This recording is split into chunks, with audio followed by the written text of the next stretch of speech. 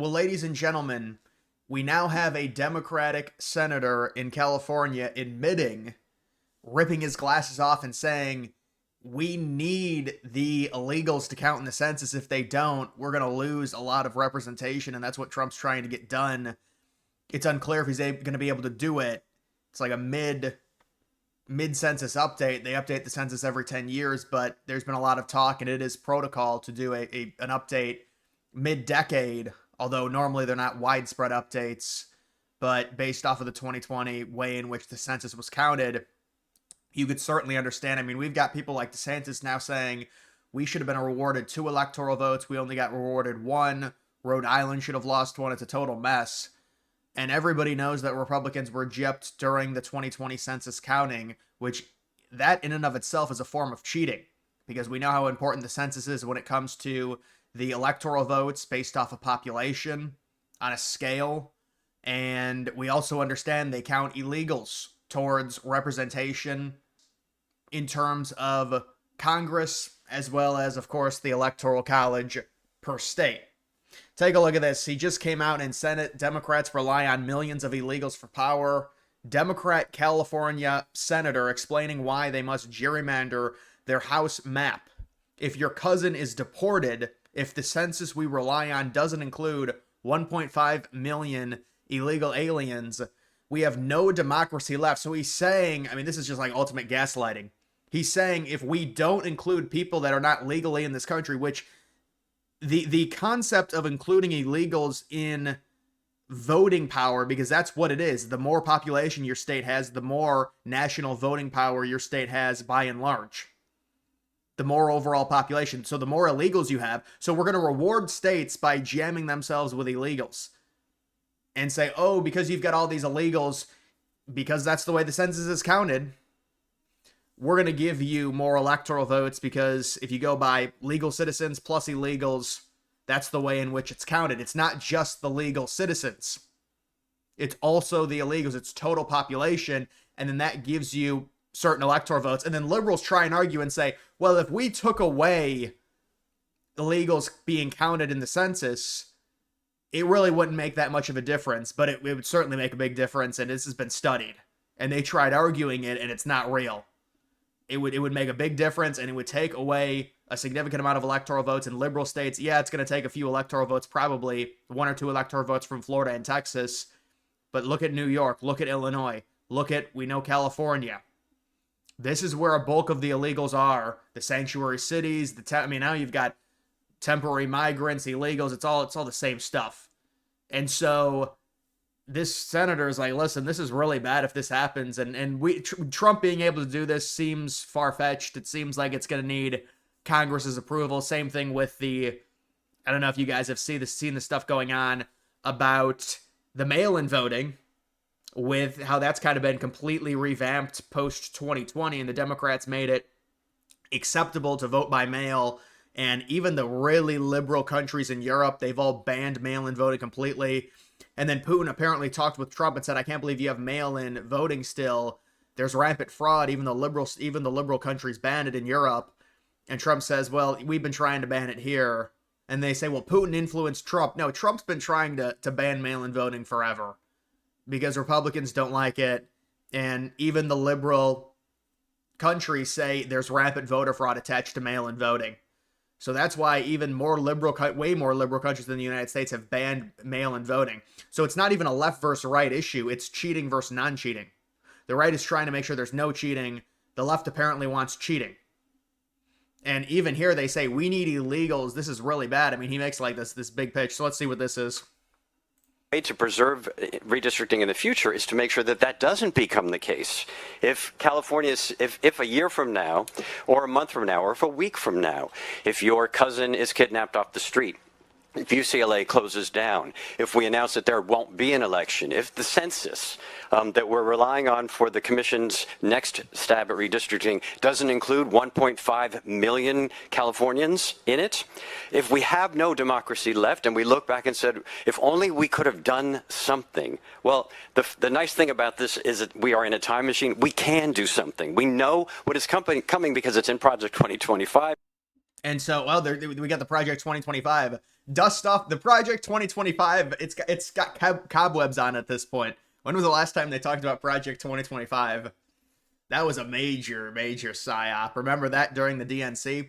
But it's funny how he says 1.5 million, it's illegal immigrants. They have to kind of polish it and say, oh, it's Californians, we're all the same. No, these people are illegal. They shouldn't count towards national, power for each state. If you have more illegals in your state, you get rewarded with more electoral votes. That's not how it should be.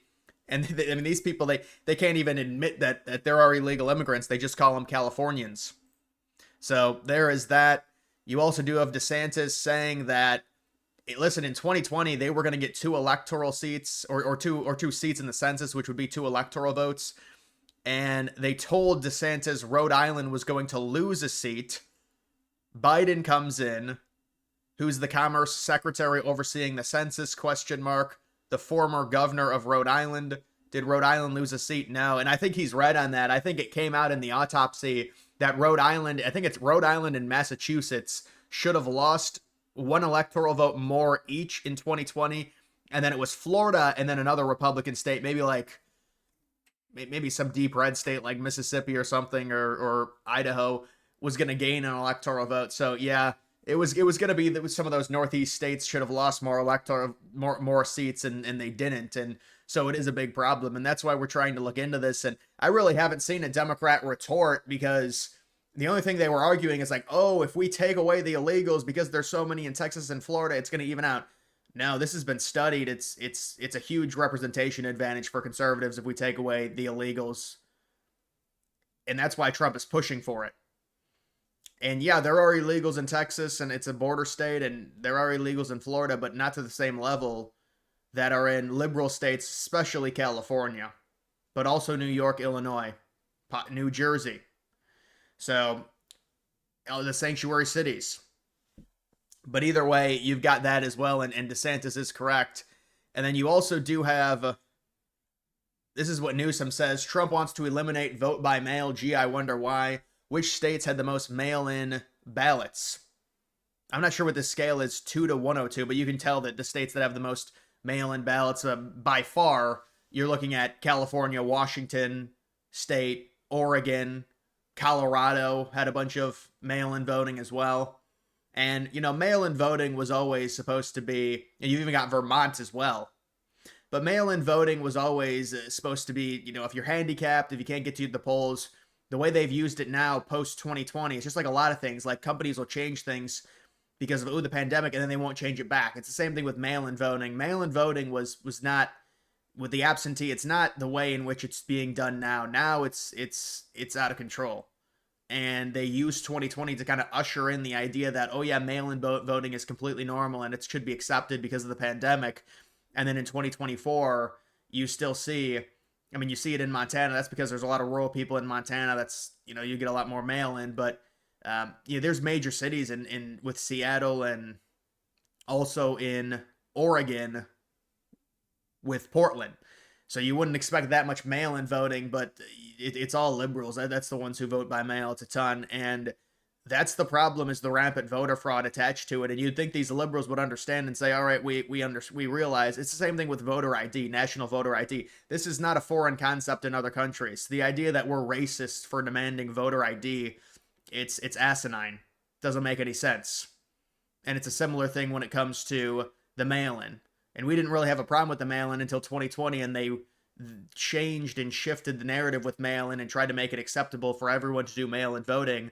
Well, no, there's a much higher chance of fraud, and this is what the European countries will say. That's why European liberal countries have banned mail-in voting, and it's not allowed. Then they'll try and gaslight and say, how dare you not allow mail-in voting? We should allow any way, they want to allow any possible scenario so people could vote. It's the same thing. They don't want the ID. But it makes no sense. If you were against cheating, if you were for transparent, fair elections, you'd think the mail-in voting would be severely limited. It would be restricted in a way in which was fair, because there's rampant voter fraud involved with it. And we would have to have the nationwide voter ID. And that's the least that they can do. Seriously. But obviously Newsom says Trump wants to eliminate. Yeah, no, of course Trump wants to eliminate it because it's all the liberal states running up votes with mail-in voting. Not to say those people wouldn't go to the polls and vote. They can go ahead and go vote. That's fine in person. And if you have some type of disability, you can get some type of stipulation to where you could mail it in, and that would be fine. But the way in which it's being done, and it's like overseas soldiers voting, that's mainly what it was for. It's not for this nonsense that they're doing now, where it's just any able-bodied person is doing mail-in voting. Because again, there's a higher chance of voter fraud when you do mail-in voting. There's more components involved in the tabulation of the vote. So that's really why Trump wants it banned, and we'll see. But you've got liberals now in California, like that senator, saying, this is really bad. We've got a bunch of illegals. They're counted in the census. It's allowing us to get up to 53, 54 electoral votes. You take them away, we're going to lose 4 or 5 electoral votes. This is an issue for us. And that's a low ball, by the way. I'm sure they've got a lot more than 1.5 million illegals in California alone. But that's the real reason why Trump wants this so badly, and Stephen Miller wants it. They want the mid-decade update, and they're justified in demanding it because 2020 was so ridiculous. And there have been mid-decade updates, and they do the redistricting mid-decade. That happens as well. It's not just right after the census is done. You can do the mid-decade update. It's just like the Democrats with all their morals. They say, well, we have all these independent commissions. We have the special elections, and then Trump and the Republicans say, well, we're going to go ahead and redistrict some of these states to make it easier for us. And then they say, well, screw it, we're going to do it as well. And I would imagine, and they're optimistic, they're saying maybe if they hold the special election in California, which it looks like they will, maybe it won't pass. The problem is when it comes to something like that with a special election, you're not going to get a high voter turnout. And the people that turn out, even if it's unpopular, are going to likely be spirited Democrats that are galvanized against Trump and say, well, because Trump did it, now we're going to do it too. It's funny because California is already gerrymandered. Now they're going to gerrymander it more, and they can because of the population manipulation with the districts.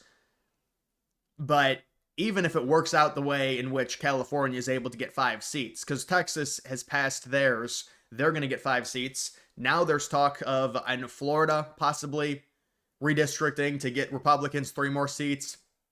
Ohio redistricting to get Republicans 2 or 3 more seats.